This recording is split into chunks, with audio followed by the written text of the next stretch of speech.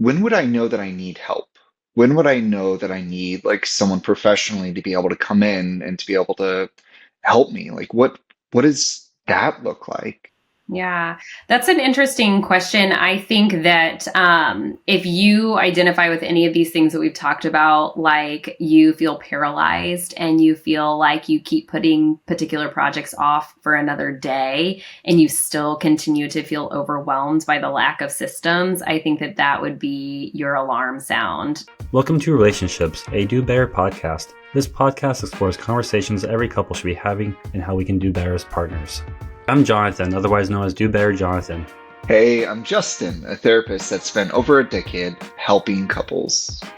Today we are talking about clutter. Clutter is so easy to accumulate, but seems impossible to let go of. When there is clutter, women experience cortisol, the stress hormone, at higher levels than men do. It makes sense why there is the proverb, a cluttered space is a cluttered mind. Today we are talking to Madi Sanders, a member of the team of To Be Organized in Kansas City, Missouri. Hey Madi, we're so excited to talk with you today. To start off with, could you tell us a little bit more about the company that you work for here in Kansas City, To Be Organized? Absolutely. So our team is a boutique team of women primarily that work within our clients' homes to help bring them not only pretty spaces, but practical living so that they can experience that low stress, like you referred to, and just have their homes feel like a true sanctuary. We work on a lot of different types of projects. Some of the ones that we're more known for are like pantries, closets, mud rooms, laundry spaces, storage rooms. But in addition to that, we actually work with a lot of couples and families through a move process. So say that they're moving from one location to another within the greater Kansas City area, or even cross-country moves. We work with a lot of clients through packing in a very strategic and organized way, and then coordinating the move, unpacking, and then organizing them in their new home so that they can start off with really strong systems and feel at peace and be able to begin living in their new residence as soon as possible. That's great. I'm excited to be talking to you because my New Year's resolution this year was to be more tidy and organized in our house. So I've been really trying to organize our space. Like this past weekend, I organized our spice cabinet. So I'm really excited to talk to you today. So thank you for joining us. I'm kind of curious, Maddie, like how does one get into this world? Like how does one get introduced to like the this organization, pun partially intended. I'm so sorry.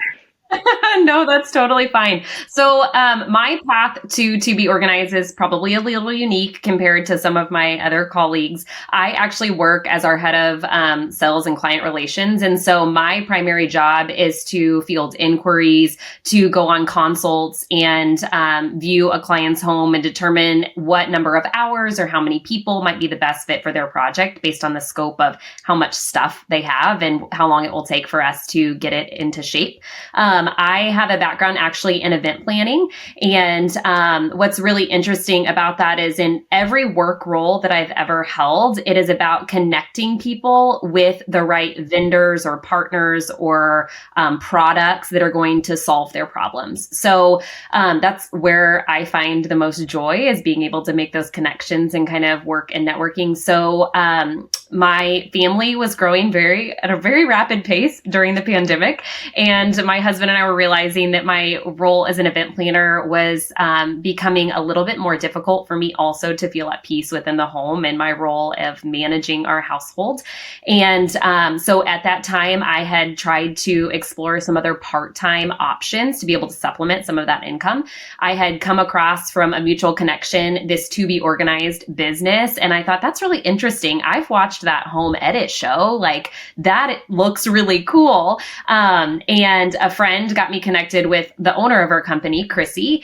And I had shared with her, I said, I'm going to be completely honest. I value organization. I find it to be incredibly fascinating, but I don't know that I have any business organizing anyone's homes. And she said, that is totally fine. I love doing that. But as a business owner, I'm looking for someone to partner with me on some of these more administrative tasks and the consults and things because she enjoys enjoys being on the jobs. So that is kind of how I came into this role. It was the perfect blend of what the company was needing and what I was looking for at the same time.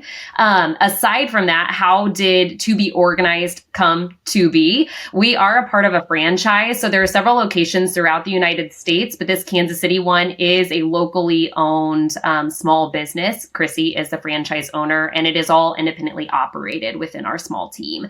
So she has had a long passion for organizing within homes and creating beautiful spaces, and became the owner of that business and kind of built it from there.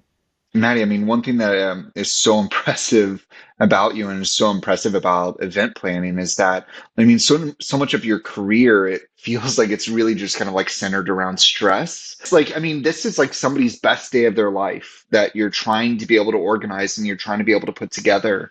And I mean, it sounds like, frankly, kind of your career or your speciality is coming into like these moments of stress to be able to lift people up and to be able to help them. Yeah, I would agree with that. And I think that the reason why I've been able to excel in both positions is actually all because of systems.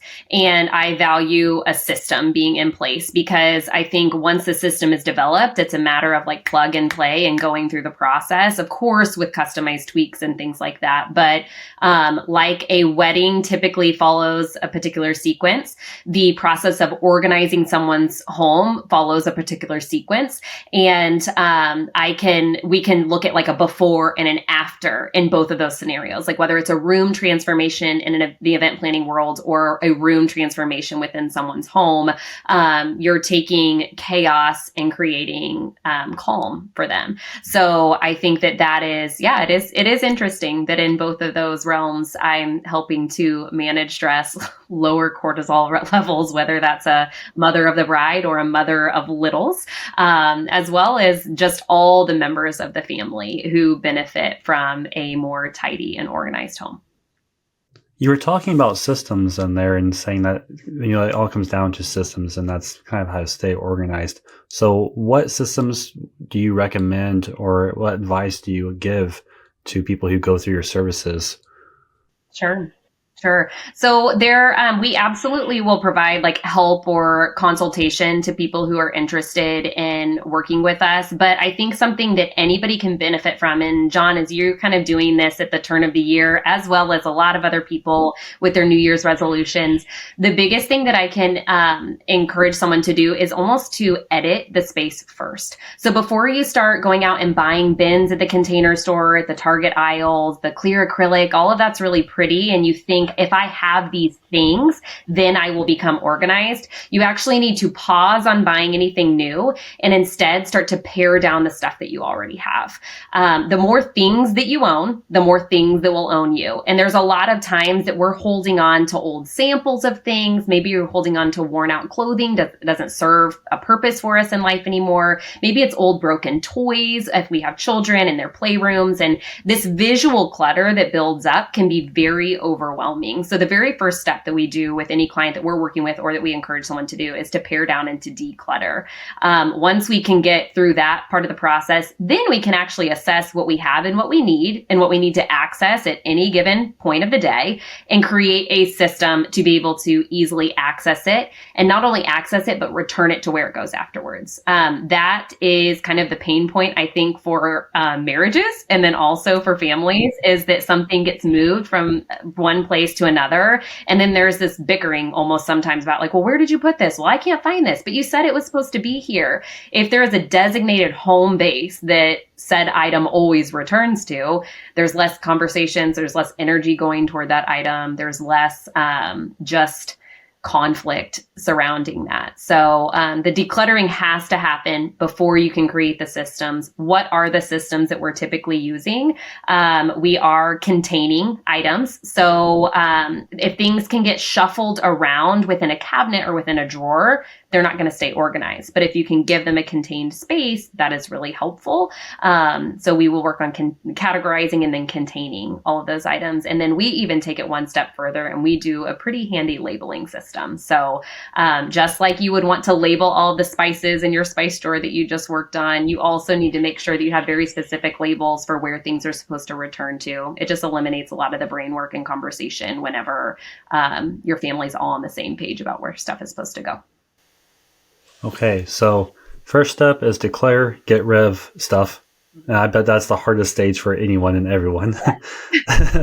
And then 2, get containers, and then make sure it has a home. And if it doesn't have a home, then you probably don't need it. And then 3, label it so you know where you're going for everything. If it gets misplaced, you have a label, you know where it should go. But yeah, I feel like going back to the number 1, getting rid of things, I know I'm a sentimental person, or I just said, maybe I'll need this down the road. So I know that's a really tough part for me personally. I'm sure for the other people too. How do you, I'm just wondering, like, I'm thinking about, like, for my own things, it's hard for me to recognize, is this important enough to keep or not? So how do you go into someone else's items and home and determine what is important enough to keep it or not to keep? Because maybe I need a more objective approach to my own things. So I'm just wondering, like, what type of approach do you guys use?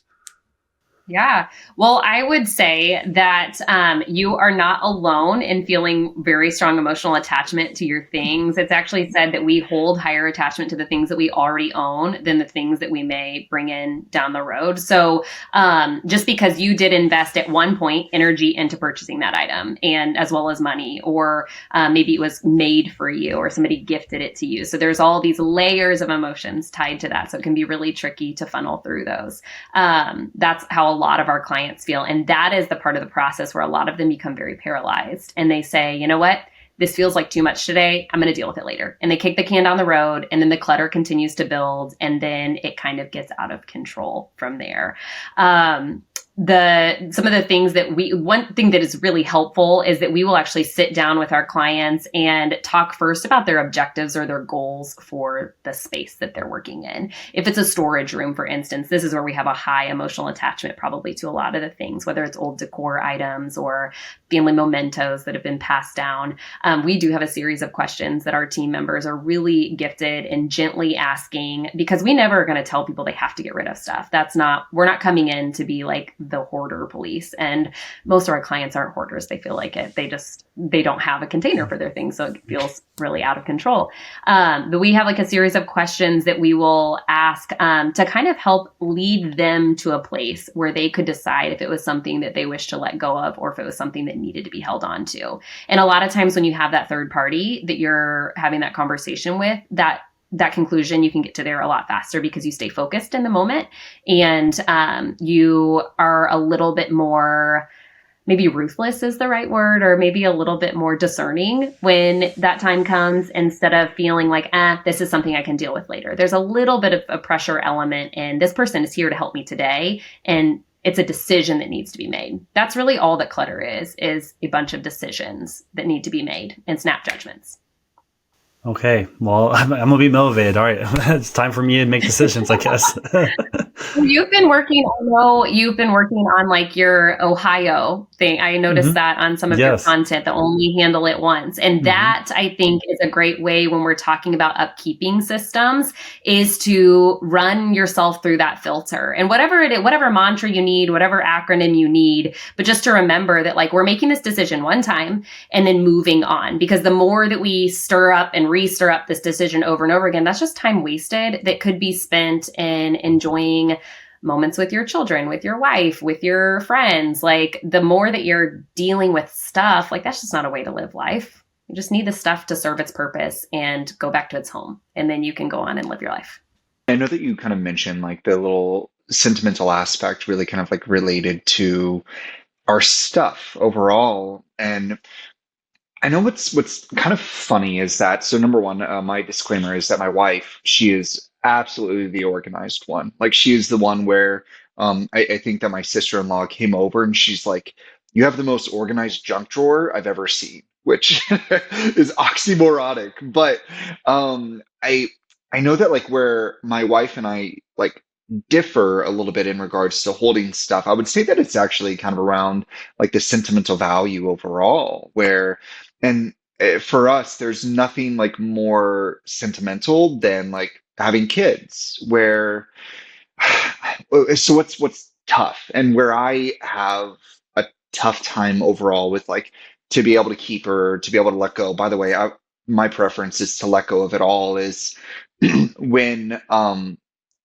it's just kind of overall like if your kid paints a picture or if your kid whatever they bring home from daycare, and it's kind of the question of like when do we hold on to this, when do we let go, and it's then kind of like ultimately then maybe kind of the question of like cards as well. Like we've kind of come up with different rules in regards to holiday cards, or what would be and when to be able to hold on to it, when to be able to let go overall. But I guess I wanted to be able to see like how do you see individuals navigating this? Like the maybe even kind of like the differences with like what's sentimental to you is respectfully trash to me. Sure, sure. So I think that, I mean, the issue of like kids and artwork, for one, is very common. I think that there's a lot of households that have that same battle, and they have their own kind of way in which they handle it. Something that like works for me might not work for you, but I think you still have to go back to those same principles. Is okay, so this came in the door. I need to make a decision about it. Is it something that I'm holding on to? Is it something that I'm going to enjoy, praise, and then pass along to the trash? Like, you have to make a decision on that when you're not in an emotional state about it, and then continue to follow that system. For me personally, any worksheets that come through, my children are in elementary school now, so they're doing like tracing the letters, uppercase and lowercase, like stuff like that. I'm like, oh, that's really nice. Goodbye. Anything that had like a handprint on it, or that had a photograph of like their face incorporated in some like little art piece, that for me was a keep. And it has a home. Like, it has a home that it goes to. We have a designated bin for elementary aged art and items. Like, we've gone so far as to do that to make sure that it doesn't just float around on my countertops, because I think that that can happen for a lot of people. And then again, I am essentially creating a decision on that. It's getting put away. But I also am remembering that there is another decision that's going to have to come down the road. Am I going to go and edit that at some point? Am I just going to give this tub to my grown adult sons at some point and say, like, your decision? So one of those things that I think, like, one of the questions that we'll ask when it comes to mementos and sentimental things is, if your parents dumped this on your porch today, like, how would you feel about it? Is that something that you would be like, oh my goodness, thank you so much, I can't wait to go through all of this? Or would you be like, mom and dad, like, please, I wish you would have just made the decision on this beforehand? And that's something that's personal. That's something that only you can do. I think that like photographs, so I know you guys have talked about on a previous podcast, but photographs are highly sentimental because you can see the evolution and the change and the structure of their faces and all that sweet stuff. But some of those like worksheets and things, I mean, maybe I need to be a little bit more sentimental, but I'm not. Like that. We all learned Chameleon at one point. We all learned like sight words, and we're going to continue on to bigger and better things, hopefully. So we just get rid of those. But that's my story. My wife's the exact same way. She is ruthless when it comes to those type of things. Like, she's very big on pictures, and that's kind of her way of, having those memories. But yeah, when it comes to artwork, kids, especially cards, I told my mom, stop giving us cards every holiday. She gives me a card, the kids a card. I'm like, Mom, you're wasting $5 a card, because as soon as we read it, my wife goes, trash. Literally throws away every single card we get. And I keep telling people, stop giving us cards. But people keep basically giving us a $5 bill to go throw away in the trash. I mean, that's it. That is the reality. And everybody, like, some people though, that's like brings them a lot of joy to like write that out. And some people, like, that I have to look at it as the joy for me is in reading that message and feeling that in that moment, and then saying like, okay, like that had its time. Like, I'm not going to feel the same way when I read this 10 years from now, maybe. So I hold on to the things that I think are going to have a lot of longevity or are going to increase in value over time, but things that might hit me differently in not necessarily a positive way or like an exponential way, I decide that that's probably okay to let go of. Well, and funny enough, like one thing that like my wife and I kind of decided long ago is it was relatively kind of two rules where number one, we try to be able to hold on to the cards or like display the cards until the next holiday, like at least usually kind of a month. And so if I get something for Christmas, usually, well, actually, frankly, my wife loves to be able to collect and to be able to hold on to the Christmas cards that we get in the mail. And so that is something that she keeps. And so if you guys, if anyone, and if any friends are listening to this, we do keep them for years and years. But if for birthday or for Halloween or for whatever we get kind of a card for, Valentine's Day, which um, we usually try to be able to keep that for about a month or so. But the kind of second rule that like my wife and I have really tried to be able to focus on is with each other. Like you can spend $5 on a card. I've seen people spend like 10, 12, $15 to where we actually like if we're giving each other one, we frankly we just kind of buy a kid book and we end up like writing in the kid book for one another to where this is something that we'll actually be able to use again and again and again. And it's maybe just kind of like a sweet little message. Now, respectfully, that's backfiring because with Clutter, like the overabundance of books that we have, it's getting obnoxious. Sure, sure. And I think that's where I like the idea behind that though, Justin, in the sense that you like we're thinking practically, like how can this be something that serves more of a purpose? So I am a little I talking to you about how I'm not very sentimental, but I am actually sentimental about Christmas cards. And I think it is how they have the photographic element that's so popular to do a photo of a family on a card. My husband and I just had this conversation the other day. We display them kind of like on a door casing during the holidays. So you can see them like kind of rimming this room.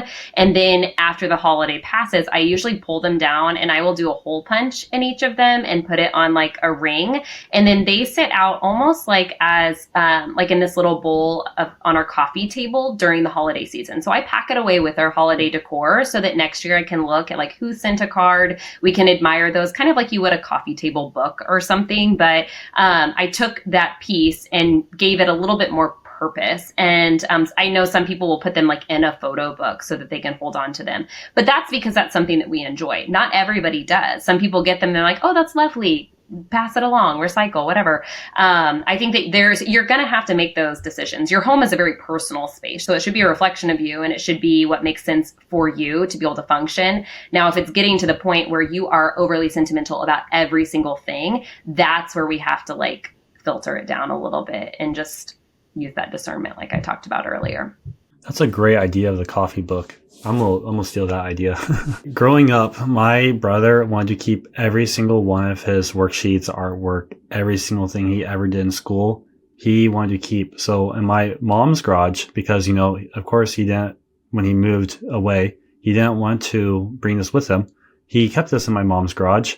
And to this day, I think my mom's garage is half full of just tubs and tubs and tubs of his stuff.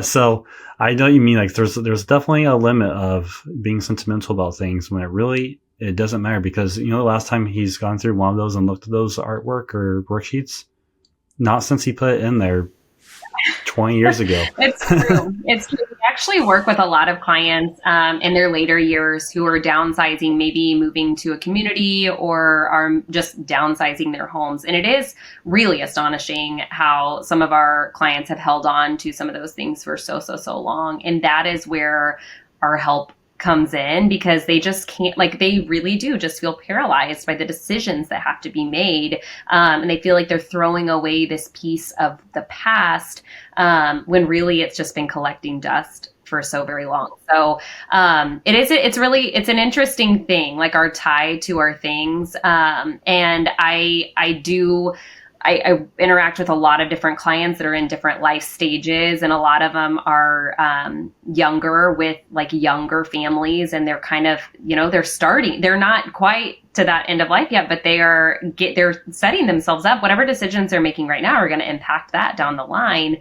So that sounds really heavy and crazy, but it's like those daily decisions you're going to either spend your time dealing with it now, and then maybe it'll be a more peaceful process for you later on, or you'll just keep putting off what you could have done today, and then someone else is either going to have to deal with it, and that's not a really fun gift to leave behind, or you're going to feel just like you're just not going to have the energy that you once did to have to kind of like claim that and take care of it, if that makes sense. That's a good point too. You're going to have to make the decision eventually, either today or tomorrow. And so it's always better to make the decision today, especially because of all the benefits of having a clutter-free space. I was looking up some statistics the other day for my content, where I was seeing that it's like a remarkable how high it was like 85% of people feel stressed when they see clutter. And it was like some other statistics about just how much stress that clutter causes. And so, yeah, if you can make that decision today to get rid of that, the better, for sure. Do you see that a lot? Like people feel like just the stress just goes as soon as you guys are done. Yeah. So when you see clutter around your home or disorganized areas, what that registers for, and for primarily women, not as much for men, I'm not saying never for men, but primarily for women, that registers as a to-do item, a decision that needs to be made.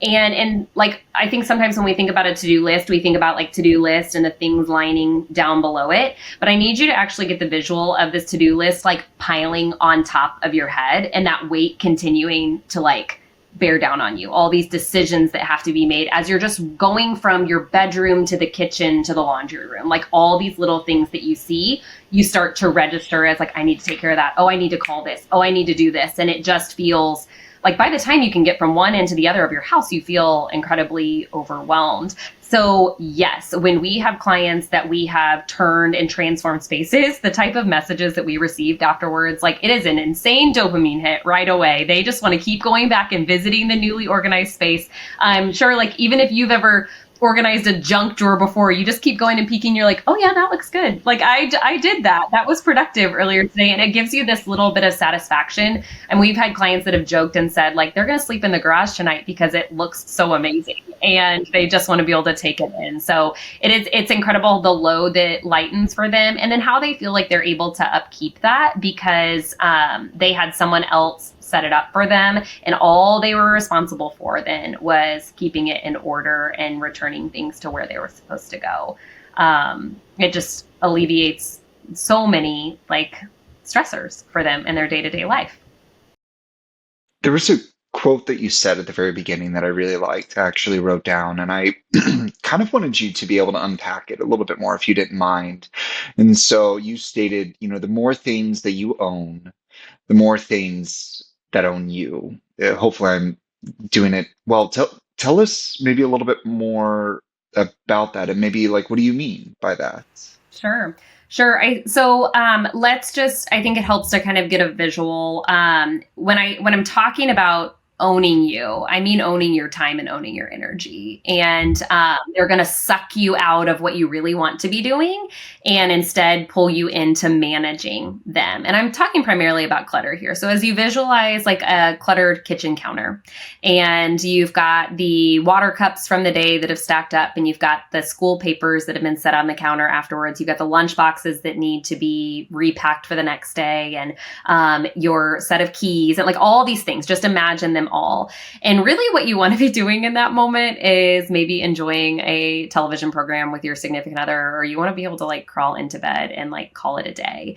The more stuff that is there, you have to kind of like, you don't have to, I guess you could just let it build up until tomorrow, but I think that it is going to be most beneficial for you if you start the next morning with a clean slate. So getting everything back in its home and back where it needs to go, putting it to bed, putting the house to bed, I think is this analogy that a lot of people have used. The more stuff that is there and piling up, the longer it is going to take me to get to that place of peace when I really want to be resting and recovering and feeling rejuvenated from the day. So, and that can go for any area of the home. The more clothing that you own, the more then you have to launder, the more that you have to upkeep, the more that you have to worry about tailoring, the more that you have to worry about, stain removal. It's like the principle of more money, more problems, like more stuff, more things that you have to like do with them. I think about too, like getting an Amazon package in. Okay, so I've got this Amazon package and then I unpack it and then I've got these little pieces and then I also have this box. So now I have to do something with this box and I have to put this box somewhere, break it down, put it in the garage, like do the whole thing.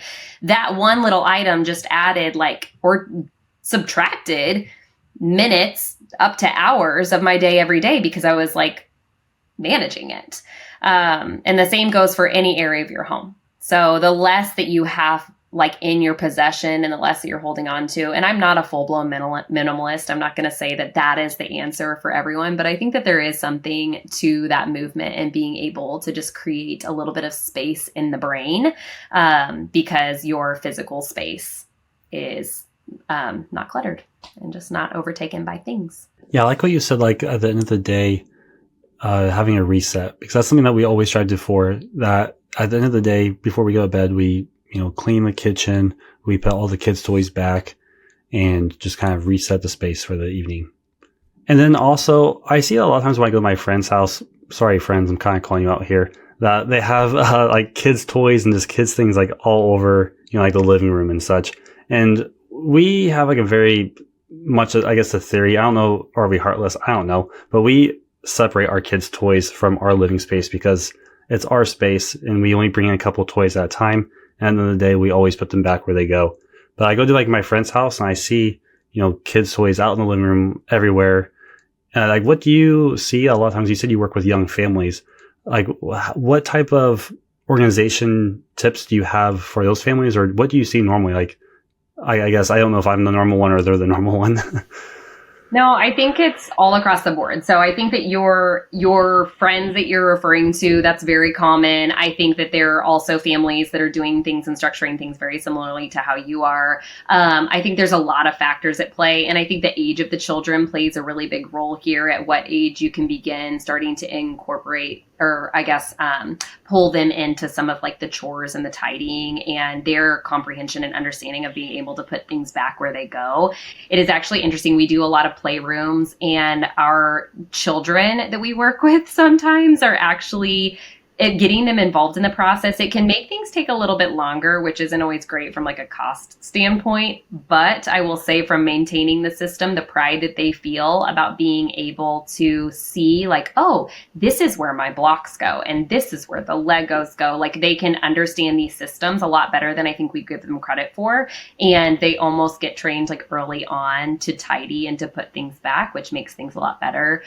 We've implemented some systems for children that aren't yet reading, where it's actually a little graphic or a little icon that represents whatever type of toy that is, so that they can put it back into that specific bin. And then as they get older and are able to read, we can do like more like stuffies or Legos or cars or something like that to make that a little bit easier. One thing though, like when we're talking about the mental clutter, our kids are affected by that too. And I'm sure that in a lot of the homes where the toys are exploded in everywhere, those children actually get bored a lot faster, and they're actually not playing with nearly as many of their things because, again, they are fatigued by the decision of what to play with and what to do first. It works exactly the same way that clutter is overwhelming to them. And so it's easier just to say like, never mind, I'm bored, and go find like mom or dad or get into some crazy antics. I don't know. But when they have an organized space and they can pull out one thing at a time and focus on that, they don't have the distraction of all of the other clutter. They will stay much more focused on that particular toy for longer, or as you're doing in your home, Jonathan, pulling out just a couple things at a time and then replacing them before you pull more things out. I think that practice and that rhythm can be really helpful, and it keeps parents a little bit more sane. I think that it's important to remember, like, yes, our kids and our husbands and our friends, like, they're all like living in this space with us too, and it is important for them to have their things, but that doesn't mean that they need to like explode all over the main living areas. They can have if they have their own home, if there is a system in place, then it can go back to that, and it's easy to reset at the end of the night. I think it's probably homes that don't have a system in place and things have just gotten really out of hand and they haven't pared down or edited, like we talked about at the beginning, where it can feel overwhelming to anybody that comes in those doors. How does that work in smaller spaces? Because we're fortunate enough that we have like a storage room that we can put a lot of the kids' things in and then, swap it out to our living room. But let's say you're a little bit more limited on space. How would you suggest that having, because a lot of times with kids stuff, every birthday party, every holiday, the grandparents give you all these toys. And sometimes you just have a ton of toys around, but you don't necessarily have space for storage. And so it kind of just becomes in the corner of the living room or, all over. So what would you recommend in those situations? Yeah, I actually think the same principles would work in a smaller home that might work in a larger home. And that is about like really focusing on paring down, because you can only be playing with one thing at a time. And I think I think a lot of times we will hold on to a lot of like games that have missing pieces or toys that have broken parts for far longer than we need to. And, like we're holding very high emotional attachment to this because somebody gifted it to us. But if it's never getting reached for and it's never getting played with, or if it doesn't work properly because pieces of it are missing, then it might be time to retire it. And I know a lot of friends of mine, because they don't necessarily have that space, they've talked to their family members like, hey, experience gifts are always awesome, or gift certificates so they can go to the movies, or some of those conversations, because it takes us right back to what we talked about before, which is like the more stuff that we have here, the more time in our day is going to be spent managing all of these little items instead of actually enjoying them and playing with them and enjoying each other. That's the whole point, is to be able to enjoy each other. Yeah, I think I've been seeing that a lot more too. Like, actually, my son, his first birthday is today, and we have his birthday party coming up. Like, we've seen a lot of other friends where they like no gifts, please. But we want to give something, so we're going to give them clothes. But that's like what we put on the invite for his birthday party, was say just no gifts, please. If you want to give something, bring clothes, because you could always use more clothes. But yeah, like toys wise, it's like you're saying, like we're trying to pare down at this point because he's our second child. Our first one has been spoiled with toys. And so I think that's something a lot of people are moving towards, or at least I've seen a lot going on in our friends. So that's a good idea too. Just more experience-based things or more practical things than just more toys. Yeah, I think that this time of year can be where we're all really thinking about that, because all of this stuff has probably just come in from Christmas and the holidays. And you've got birthdays right on the heels of the holidays. I have a child who was born on December 30th. And so that was always a little bit of like flash. You get through Christmas and you're like, oh, and we have a birthday too. I think that a lot of people right now are kind of feeling that burden of all of the stuff. And so with that, you kind of have to decide, like, is this a one in, one out system, or we just need to go through. And I do recommend on the decluttering phase, doing that without the kids present, because they will always want to hold on to far more things than they probably need to. There's things that they would never, ever remember, or like the little cheap plastic crap that comes into your house from like vending machines or arcades or whatever, just like little things like those could just like float away and they would not ever know unless they're present. So I think a lot of people are pulling out the trash bags right now and starting to like edit some of that just to have a little bit of breathing room within their spaces. Well, and I think that like when people listen to this episode, I think that we would be gearing up for kind of the spring cleaning that's coming up. And honestly, just kind of the question that's coming up for me is like, when do I, when would I know that I need help? When would I know that I need like someone professionally to be able to come in and to be able to help me? Like what does that look like? Yeah. That's an interesting question. I think that if you identify with any of these things that we've talked about, like you feel paralyzed and you feel like you keep putting particular projects off for another day and you still continue to feel overwhelmed by the lack of systems, I think that that would be your alarm sound to say, like, I might need to just ask what this could look like and where we could start. And we work with a lot of clients at all different scopes and ranges, and small projects and large projects, and some that like want to just see how much we can get done in a day and then move on from there. I think this is something that anybody can benefit from. And I am always happy to kind of like craft the perfect scenario based on their home. I work with a lot of people who will send me photos or videos. And then from there, I can kind of say, hey, from my quick assessment and all the different homes that I've seen, this is where I think we could maximize our time and help you best. It does take a little bit of a buy-in from the members of the home. That's what's always really interesting is we get a majority of our inquiries from like mothers or females in the households. And there's a lot of them that maybe don't have full support of their partners to be able to get that kind of help, because they should be able to create these systems on their own. Like anybody should, and I say should in quotes, I'm being very clear on that. Like it sounds easy enough, like get some bins and throw some labels on. How hard can it be? But it's all of the other decisions that lead up to that. And again, having like that partnership in it and knowing that like, okay, this is what's best for us and this is what we're going to do. And we need to use a little bit of discipline when we're doing it to stay focused. We work with clients like most of the time we're coming in with like 3 of our team members or 4 of our team members even for 6-hour periods of time.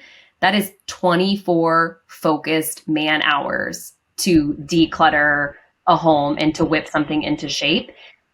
I would love to know when anybody else has ever been able to find 24 focused man hours to get a project done. You know, like it's nearly impossible if you work or if you have children or if you have a social life or activities outside of the home.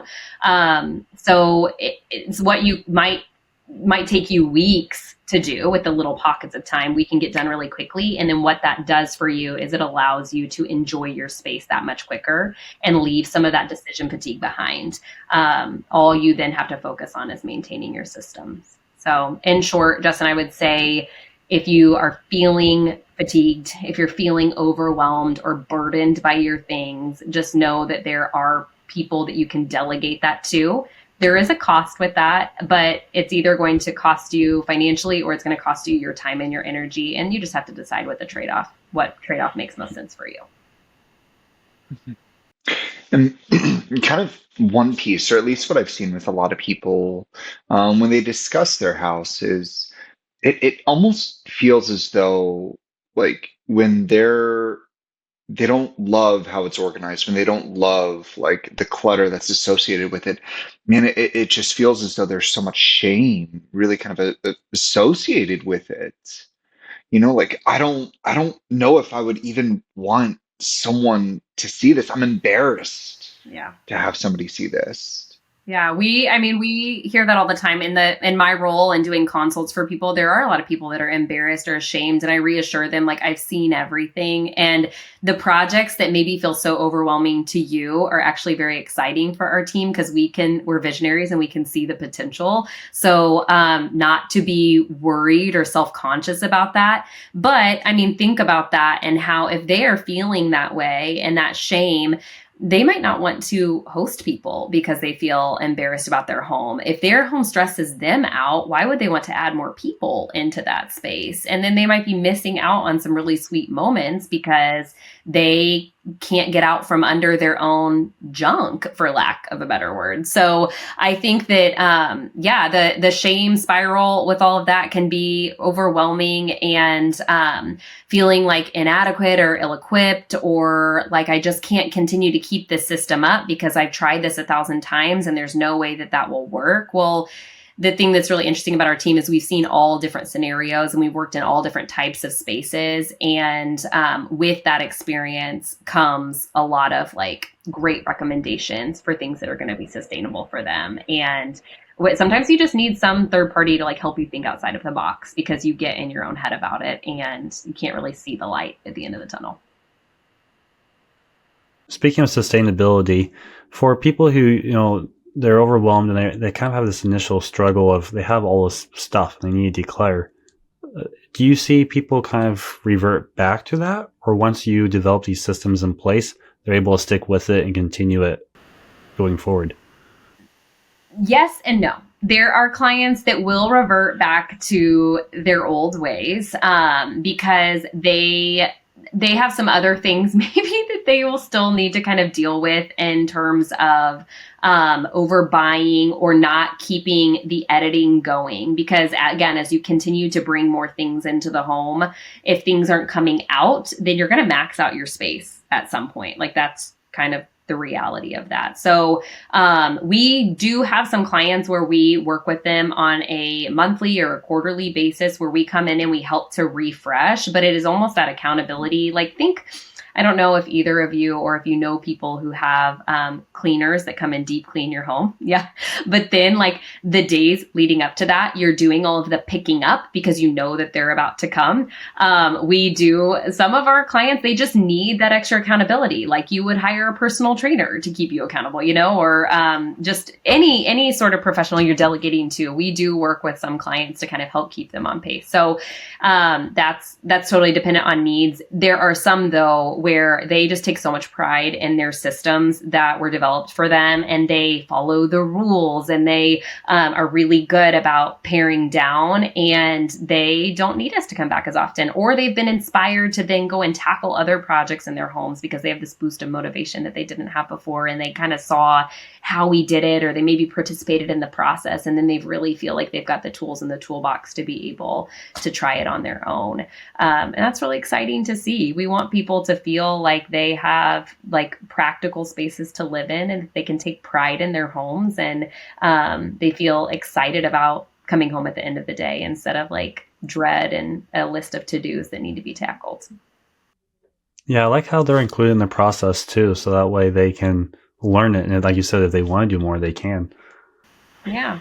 One epiphany for me that I really liked is when you're kind of discussing like overall with our clutter, I loved the question, like overall, like what is this costing you? There is a cost associated with it. And I never really thought about that, like with hosting overall, with being able to have people over. And honestly, like kind of what you really reminded me of, there's a really good book from Johan Hari called Lost Connections. And he's one of like his quotes, one of his kind of points in the book is that overall in Western society, we've begun to be able to like really the average household space has increased, where the average number of people in the house has decreased. And so his point being that, like, really as a society, we've really kind of replaced connections with other people with things and with stuff. And we kind of get a dopamine hit with all of these new things that I click buy on Amazon. And so it's what psychologists we often call like a hedonic treadmill, where I feel really excited about. For me, I just got a new tool today from Amazon, but I get really excited. I get really pumped for it. And then slowly that excitement dies down. And then I need that dopamine hit again. And it becomes more and more and more. And when I'm kind of listening to you, like it's not only, this stuff, I wonder if it like also unconsciously or consciously like represents my happiness. Like all of this is my happiness that I've purchased and that I've gotten excited for. And on my text with my buddies today, they talked about that exact same darn thing with the TikTok shop. I'm actually not on TikTok. Yeah. TikTok. I've heard about it, but I'm not on it either. Use my link. Usually, okay. Yeah. If you want to shop on there, you can check out Do Better Jonathan and send him a DM with what you want to buy, and I'll send you a private link. And create a Hey, link. if you want a hedonic treadmill, there it is. There's the There go it is, ingredient. right I there. like it. Yeah, But I'm curious kind of about that, and I loved like where all of this is piecing together a little bit for me is that like when I begin to be able to let go of this stuff, I begin like being able to actually connect with people. I feel comfortable being able to host. I feel comfortable like having this thing that I think as humans we crave and that we need and that frankly we probably struggle with every year, even more so. for sure, for sure. I think, I mean, you're really tapping on a lot of like the psychology behind our homes and our spaces and our most intimate places, and how often we are pushing people out of them and bringing more things in that we think are going to sustain us and make us happy. But at the end of the day, it's a counterfeit, right? It's not, it's a dupe for true connection and community and things like that. So I mean, my ultimate goal is that people would, like I said earlier, feel at peace in their homes. And for some, that like a home for everybody should feel like a sanctuary, and one that you would be proud to invite people into, whether an introvert or an extrovert, whatever that looks like. But I think that you would be proud at the end of the day to bring them in.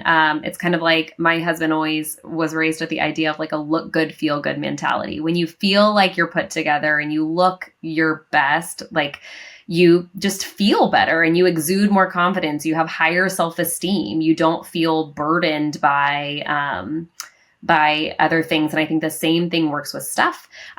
We talked earlier about like the idea of like more money, more problems. We also talked about how the more stuff that you own, like owns you and your time.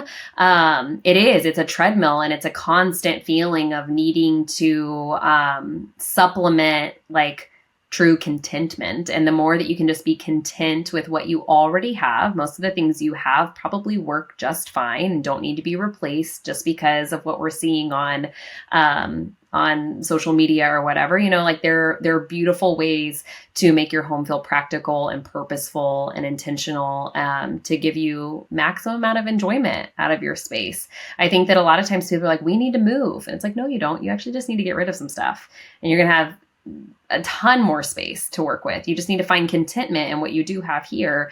And our role is really just to try to help them reach that conclusion in a very non-judgmental, very like supportive and encouraging way.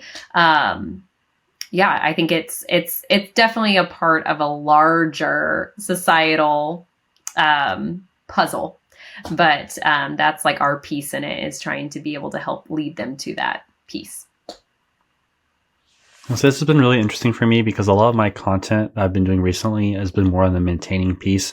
Like you were talking about in the beginning, I have all these mantras that just Ohio, only handle it once, don't put it down, put it away, don't leave a room empty-handed. It's just kind of these day-to-day activities to have just try to keep it on top of my mind of, okay, don't let just things sit around, like be proactive with it.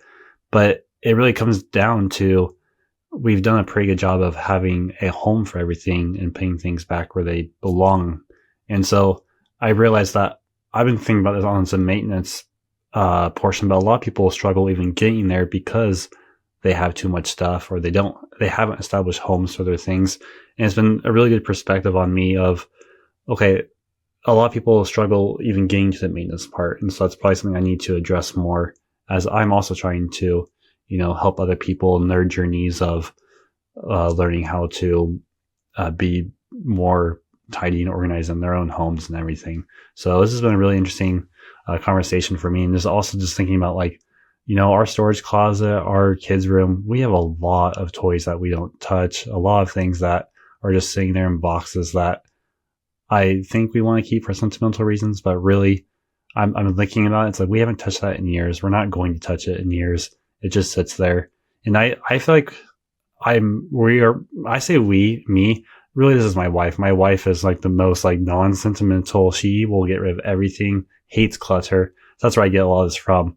And that's kind of how our home is set up. Like even us, like we struggle with it. Like it requires constant work. It's hard, especially setting up. Especially like we've been in this house 2.5 years ago, actually 3 years. Wow, and we kind of have storage set up, but we didn't have an elite organization set up. And I feel like if we had that like next level of organization, we wouldn't struggle as much as we do. But it is hard doing it on our own. So that's always improvement, room for improvement.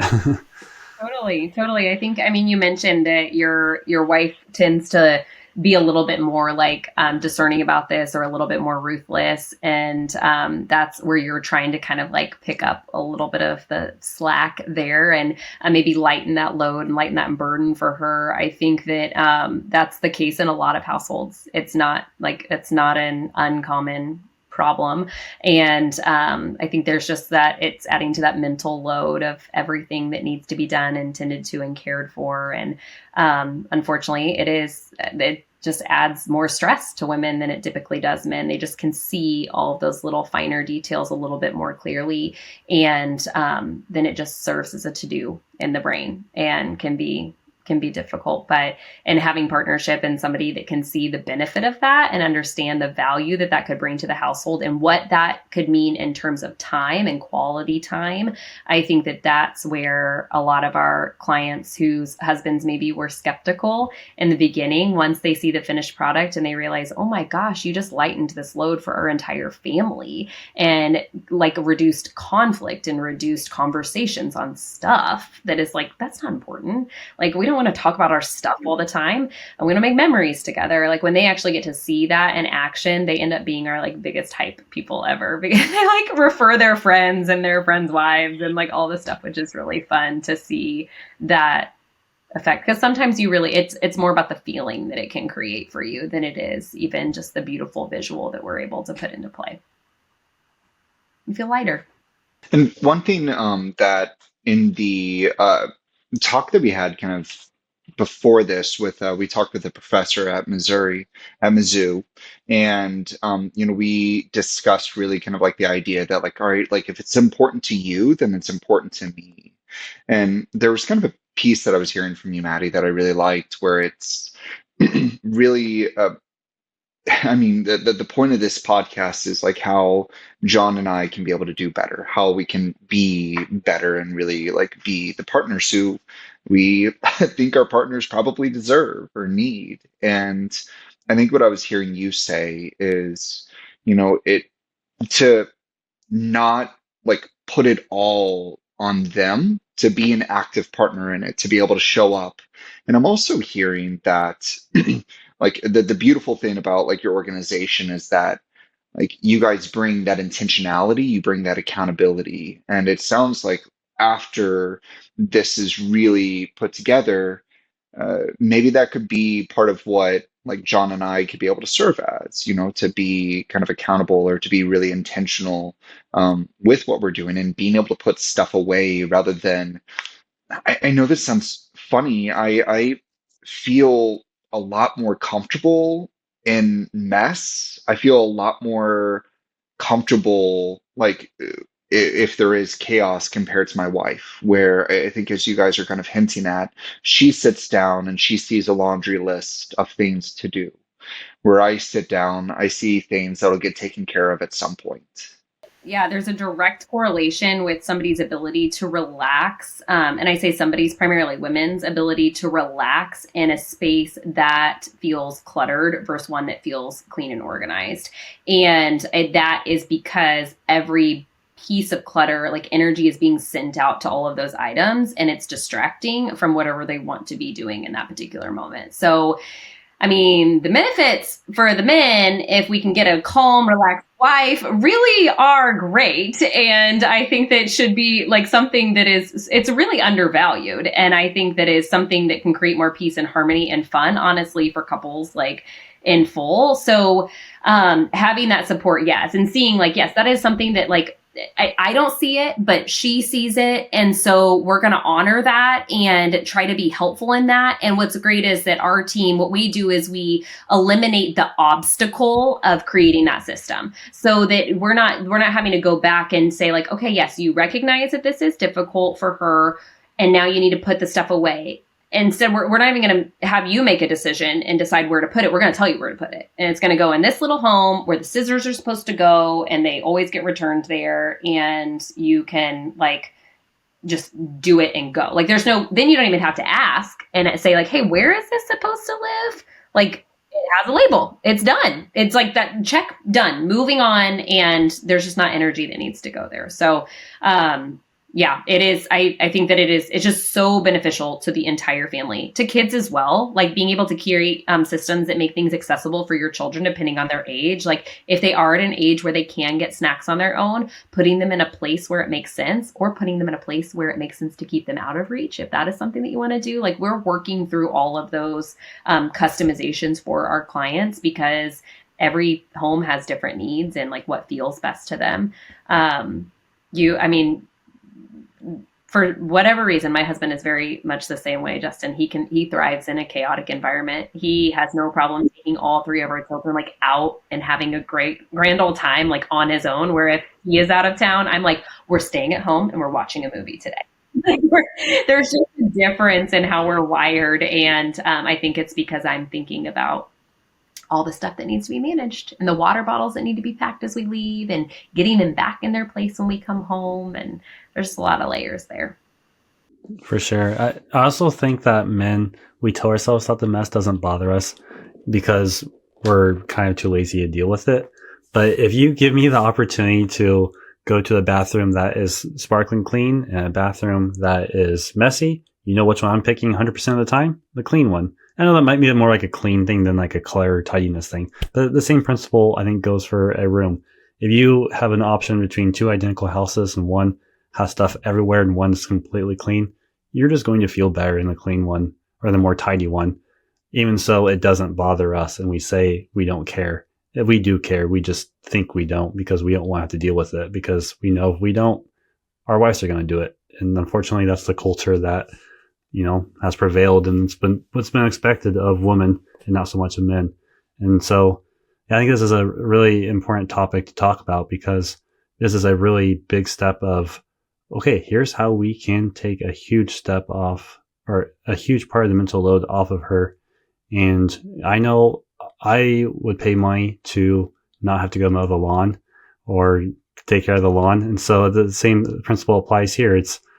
I don't necessarily think organization and cleaning should be her job per se, but if that's how the household thinks of it, if you want to spend money saving your time and energy in the yard, you could think of it, same way here, saving her time and energy, decluttering and organizing and such. But also, hopefully, you realize it benefits both of you and it's both of your responsibilities because both people live there. Man, I love this. This was actually really, really helpful for me, Maddie. And I think again, like you've presented some really good challenges, and I really liked what you said, John, where overall the difference between if I walk into a clean bathroom versus a dirty bathroom, you're absolutely right. 10 out of 10, I will take the clean bathroom all the time. But I think my major takeaways that I'm hearing, the very first one, I have two total. I really liked, again, kind of the quote, the more things that you own, the more things that own you. And I loved really, Maddie, your point around, they own you in multiple ways. They own your energy. They own your attention. They own even like fiscally, right? Like that there's so many different ways that like your possessions can be able to own you. And I thought that was really profound. And I actually, frankly, want to be able to kind of like look at my life and look kind of around to be able to see like what is it that owns me, and am I actually okay with that? Is that what I want? And then number two, we hit on this before, but I love the idea that like with like this clutter, just ultimately kind of like the cost of like, well, ultimately the question of like, what is this costing you? And your point of like, is this costing you like connection overall, being able to host? Is this costing you emotionally, with like the overall stress and cortisol that you have really kind of pumping uh, through you? Is this costing your attention? Is this costing, again, there's probably 1,000 different ways, but I really liked that question where it's like, all right, like with my clutter, with like the state of my house, is what is the cost associated with this? That there is a cost, and there's always going to be a cost, but like, when is this actually becoming like unbearable? And then obviously that led us to kind of the conversation of, yeah, I mean, the cost is too much. I need help. I need support. I need love. I need guidance through this. Those were kind of the pieces that I really, really loved from you, and that was really helpful for me. I'm glad to hear that. And really, one of the costs is something that we don't really think about. But the other day, I made a post, and it was, if it takes less than 2 minutes, just do it. And I changed the light bulb. And I had so many comments from people saying that would not take 2 minutes because you have to go to your supply closet, find the light bulb box, find which type of light bulb it is, like sort through that all. That's 5-10 minutes there. And then you have to go to your garage and find the ladder, and that's another 5-10 minutes. And that's going to be a 20-30 minute project by the time you're done. And that's just a cost of time and stress off something simple as a light bulb, where if you have an organized supply closet, organized garage, you know exactly where to go. It takes you 2 minutes. But when you don't have it organized or clean, you end up taking half an hour. So it's like a hidden cost right there that you don't even think about, that you're like, yeah, being organized doesn't bother, or having clutter and not being organized doesn't bother me, but it does impact you. So I think that's another cost element to it. But anyway, my big takeaway is just thinking about the systems in place to, one, declare in the first place and then maintain it. So the paring down items is something I think that is a really big struggle for a lot of people. And I know it's a big struggle for me. And so actively thinking about, do we actually need this? And could we get rid of it or donate it? And then I like what you talked about with the organization bins, and especially you're talking about, we have two young kids. I have a 1-year-old and a 3-year-old. And so the icons on the bins, so they know where to sort things. I think that's a genius idea. And I know a lot of people with kids, that's really where they struggle. It's like, yeah, being tidy and organized is great in theory, but with kids, it's impossible. It goes out the window. So I think that's a really good tip of, keep the kids involved and show them how they can be active in this too. So that's how to, one, set up a system in place, but two, also maintaining it and seeing that mental load just and feeling relieved, and the stress, one, will motivate you hopefully to keep going. But two, just remember that feeling to keep going and maintain that organized space. So I think this was a really, really helpful conversation for us, really insightful. So thank you so much, Maddie, for joining us. If we want to contact you, how would be best to reach you? And tell us a little bit more about To Be Organized. Absolutely. So we are based in Kansas City. We work in the greater Kansas City area, but we do have clients that have moved all over the country. So we've been able to either help them go from Kansas City to another location or from another location back to Kansas City. You can follow us on Instagram at 2, as in the number 2, B, the letter B, organized, KC. That's where you're going to see all of our fun room transformations and little days in the life as we're working on different projects, just to show you a little bit of the personality behind our team. If you're interested in a quote or interested in a consult to be able to help you get a more organized space, you can email me at Madi, MADI at 2b-organized.com. Maybe, I don't know if you guys have show notes or anything, but we can always put that information there. And I'd be happy to answer any questions over Instagram DM or via email. Awesome.